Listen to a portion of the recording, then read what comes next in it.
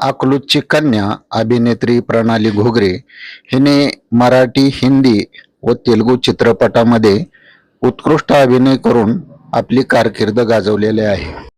नुकत्याच छोट्या पडद्यावर गाजलेल्या रियालिटी शो चल भावा सिटीत या शोमध्ये यशाच्या जवळपास पोहोचलेल्या या अभिनेत्रीशी खास मुलाखत. नमस्कार, मी प्रणाली घुगरे. माझी जन्मभूमी अकलूज आणि मी सगळ्यांना खूप अभिमानाने सांगते की मी अकलूजची आहे. मेन गोष्ट की मला अभिमान का आहे अकलूजचा, तर एक म्हणजे आपले मोठे दादा, त्यांच्यामुळे. कारण माझा सगळा लहानपणी सगळा माझा सहवास दादांच्याच ह्याच्यात झाला आहे, सानिध्यात. दादांकडून मी खूप शिकले. ते त्यांचा स्वभाव, ते जसे त्यांच्या जनतेवरती प्रेम करतात किंवा सगळ्यांवरती त्यांचं जे म्हणजे इक्वल वागणूक आहे, हे मला म्हणजे लहानपणापासून खूप आवडली होती. आणि मनात अशीच इच्छा होती की मोठे जाऊन म्हणजे पुढे जाऊन मी आयुष्यात त्यांना माझा अभिमान वाटेल असं काहीतरी करेन. तर माझी हीच इच्छा होती.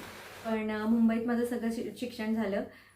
मी कॉलेजमध्ये असताना शाळेत असताना मी क्रिकेट खेळायचे. मला असं वाटलं होतं की मी पुढे जाऊन एक क्रिकेटर बनणार आणि माझी खूप इच्छा होती. पण झालं असं की कॉलेजमध्ये मला स्टेजवरती परफॉर्म करायची आवड निर्माण झाली.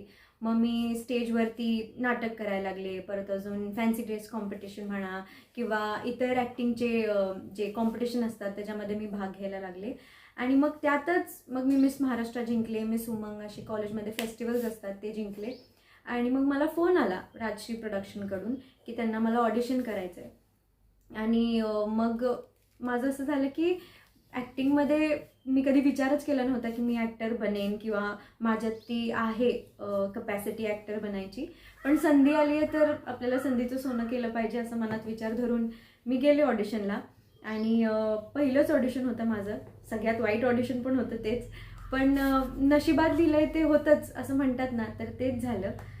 मला माझा पहिला ब्रेक राजश्रीने दिला. मेरे रंग में रंगने वाली हा माझा पहिला शो होता लाईफ ओकेवरती. ती सिरियल मी 1.5 वर्ष केली. 2015पासून 2016पर्यंत मी ती सिरियल केली. मेरे रंग में रंगने वाली हिट सिरियल होती. आणि मग सिरियल करता करता मला असं वाटलं की आपण यात पुढे करिअर करू शकतो किंवा हेच आपल्याला चांगलं जमतं, हे आपण केलं पाहिजे. मग मला भरपूर ऑफर्स येत गेले. मी अजून 4 सिरियल केल्या हिंदीमध्येच. चंद्रगुप्त मौर्या ही माझी सगळ्यात हिट सिरियल होती सोनीवरती, सोनी हिंदी. मग त्याच्यानंतर मी रणांगण हा मराठी चित्रपट केला सचिन पिळगावकर आणि स्वप्नील जोशी यांच्याबरोबर. तो पण माझा खूप मस्त एक्सपिरियन्स होता. मी एक तमिळ फिल्म केली आर्यवन नावाची 2023मध्ये. मी एक वेबसिरीज केली ह्युमन नावाची हॉटस्टारवरती, हिंदी वेबसिरीज होती. केरला स्टोरीज नावाचा एक सिनेमा केला मी मला वाटतं 23मध्ये, तोही रिलीज झाला होता 22मध्ये. आणि मग मी निखिल अडवाणीबरोबर एक शॉर्ट फिल्म केली. तर माझं सगळं हिंदीमध्येच जास्त काम होतं. मग माझा आत्ताचा रिसेंट जो सगळ्यात महाराष्ट्राला आवडला रियालिटी शो चल भावा सिटीत. मला आधी खूप भीती वाटायची की मी रियालिटी शो कसा करेन किंवा माझ्याच्याने होणार का, कारण आपल्याला आपली थोडा म्हणजे माझा स्वभाव थोडा सॉफ्ट आणि कमी बोलका आहे. तर आपल्याला जमेल की नाही ह्याची भीती होती. पण मम्मी पप्पांनी सांगितलं की केलं पाहिजे, रियालिटी शोला घाबरू नको, महाराष्ट्रात लोकांना आवडशील तू किंवा महाराष्ट्र लोकांपर्यंत पोचशील तू, असं म्हणत मी तो रियालिटी शो केला. आणि खूप हिट झाला तो शो. महाराष्ट्राकडून मला खूप प्रेम मिळालं आणि फर्स्ट रनरअप होते मी त्या शोची. माझा पूर्ण प्रयत्न तर जिंकण्याचाच होता. पण काय नाही, खूप प्रेम मिळालं. फर्स्ट रनरअप पण खूप मोठी गोष्ट आहे या शोमध्ये पुढे जायची. माझा एक्सपिरियन्स आत्तापर्यंतचा या इंडस्ट्रीमध्ये खरं बघायला गेलं तर खूपच चांगला होता. असं म्हणतात की इंडस्ट्रीबद्दल खूप लोकांच्या मनात असते, स्पेशली गावामध्ये विचार असतात की इंडस्ट्रीमधली लोकं वाईट असतात किंवा वाईट एक्सपिरियन्स येतात. तर असेलही, पण तो एक दुसरा भाग आहे इंडस्ट्रीचा. पण फिल्म इंडस्ट्री एक अशी इंडस्ट्री आहे जी सगळ्यांना समान ऑपॉर्च्युनिटी देते. जर तुमच्यात टॅलेंट आहे तर डेफिनेटली तुम्हाला ऑपॉर्च्युनिटीज मिळणार. जर तुम्हाला पाठिंबा नसेल किंवा तुम्हाला एक गायडन्स नसेल, एक मेंटॉर नसेल, तर थोडं अवघड जातं या इंडस्ट्रीमध्ये येणं किंवा काम करत राहणं. ऑडिशन्स देणं खूप महत्त्वाचं आहे. परत अजून लुक टेस्ट देणं खूप महत्त्वाचं आहे. लोकांना भेटणं खूप महत्त्वाचं आहे एक चांगला ब्रेक मिळण्यासाठी. तर ते मी करत राहिले. 8 वर्ष झालं मी या इंडस्ट्रीत आहे आणि मी खूप चांगलं काम केलं आहे. बरंच काम केलं आहे. देवाच्या आशीर्वादाने मला चांगलंच काम मिळत राहिलं आणि इथून पुढे पण अशीच इच्छा आहे की मी अजून चांगलं काम करेन आणि स्पेशली अकलूजचं नाव मी खूप मोठं करेन अशी माझी इच्छा आहे. आत्तापर्यंत थँकफुली असा एक्सपिरियन्स नाही आला इंडस्ट्रीमध्ये. माझी एकच ही आहे, कारण या इंडस्ट्रीत येण्याआधी मला पप्पांनी सांगितलं होतं की बघ असं असं मी ऐकलं इंडस्ट्रीबद्दल, तुला जे काय करायचं हे तुझं हे आहे, पण कधीच वाईट मार्गाला जायचं नाही आणि कधीच काही चुकीचं करायचं नाही. आणि मी तेच पप्पांचं जे मी प्रॉमिस केलं होतं तेच धरून मी इथपर्यंत आली आहे. कास्टिंग काउच इंडस्ट्रीमध्ये डेफिनेटली आहे, पण त्या सगळ्याच इंडस्ट्रीमध्ये आहे मला असं वाटतं. फेवरिझम, नेपोटिझम डेफिनेटली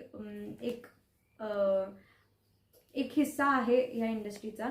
आणि पण तुम्हाला जर तुमच्यात हिंमत आहे आणि जर तुम्हाला तुमच्या कलेवरती विश्वास आहे तर तुम्ही डेफिनेटली पुढे जाऊ शकता. आणि आता कसं झालं आहे की आधी फक्त सिनेमा किंवा सिरियल असायचे, पण आता इंस्टाग्राम आहे, यूट्यूब आहे, भरपूर साऱ्या सोशल मीडिया प्लॅटफॉर्म आहे, त्याच्यावरती तुम्ही तुमचं विश्व निर्माण करू शकता आणि डेफिनेटली फेमस होऊ शकता आणि कलाकार बनू शकता.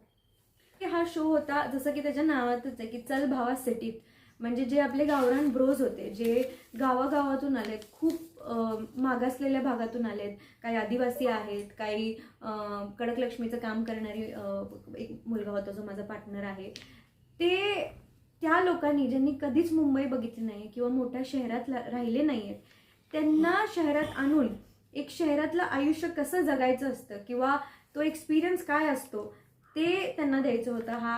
तो शोचा भाग होता. आणि ती मुलं जी कोण कधी शाळेत गेलं नाहीये, 5वी फेल आहेत, कधी त्यांनी एक मोठं रेस्टॉरंट बघितलं नाहीये, मॉल बघितलं नाहीये, मुलींबरोबर कसं बोलायचं हे त्यांना माहीत नाहीये, तर अशा मुलांना तुम्ही शहरात लोक कशी राहतात, त्यांचं राहणीमान कसं असतं, काय खातात, कसं बोलतात, कसं राहतात, कसे कपडे घालतात, हे सगळा एक्सपिरियन्स त्यांना द्यायचा होता. तर ह्या शोची संकल्पना तीच होती.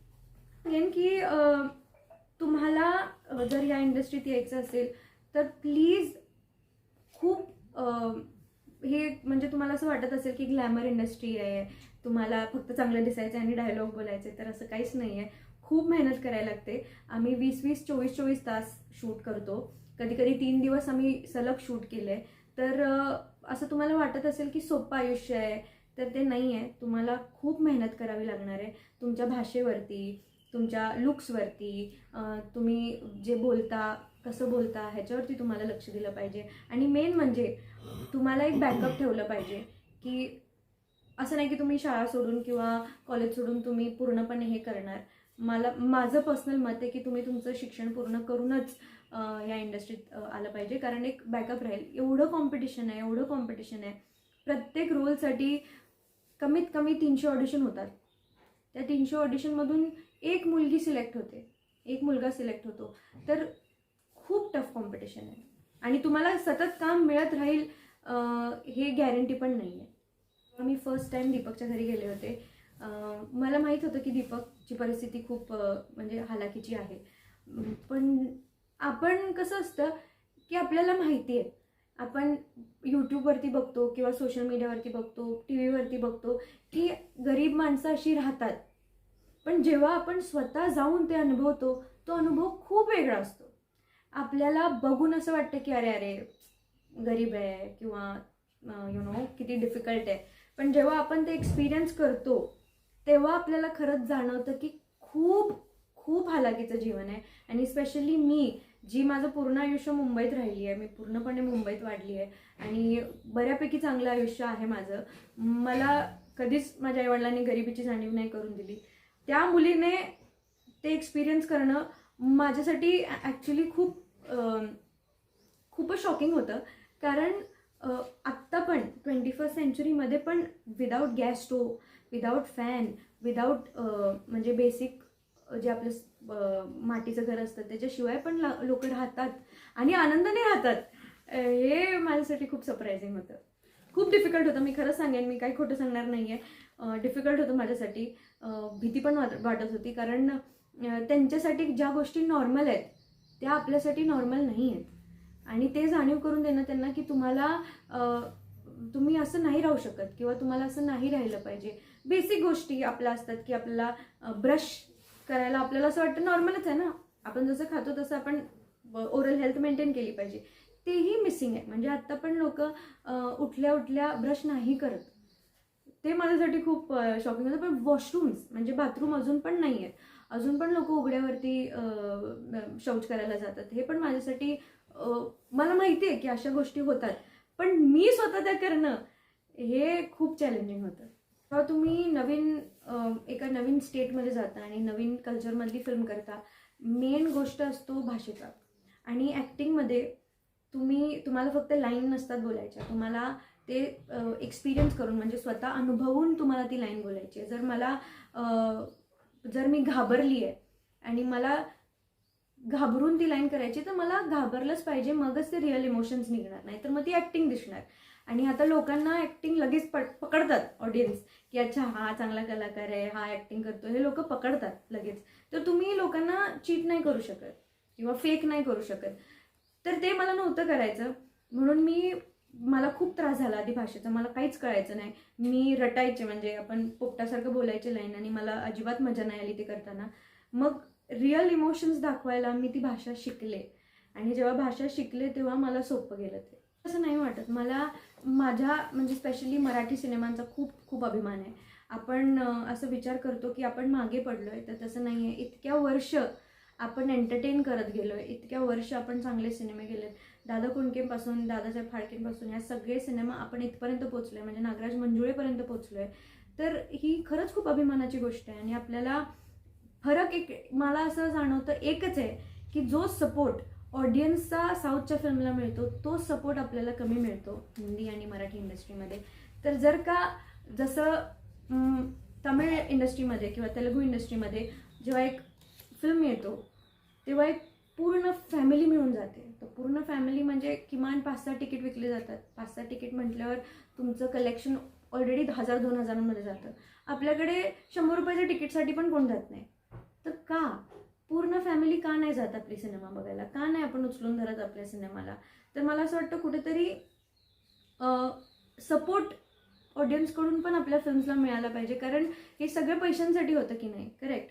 जर एका निर्मात्याला पैसे मिळाले तरच तो दुसरी पिक्चर काढू शकतो, राईट. जर त्याला पहिल्याच फिल्ममध्ये जर फटका बसला किंवा लॉस भेटला, मग त्याच्याकडे कुठे पैसे येणार किंवा कुठे हिंमत येणार दुसरी फिल्म काढायची? तर मला असं वाटतं की ऑडियन्सनी पण सपोर्ट केला पाहिजे, आणि मगच आपला सिनेमा पुढे जाईल. आणि पण मला असं वाटत नाही, आपण खूप चांगले पिक्चर काढतोय. फक्त एवढंच की मराठी ऑडियन्सला सपोर्ट केलं पाहिजे आणि अजून प्रमोट केलं पाहिजे आपल्या सिनेमांना. अजून पण नॉर्मल लाईफमध्ये थोडं मिक्स व्हायला वेळ लागेल. खूप ऑफर आलेत. तर मुंबईत गेल्यावर बघेन की काय आवडतंय किंवा कुठली चांगली स्क्रिप्ट आहे.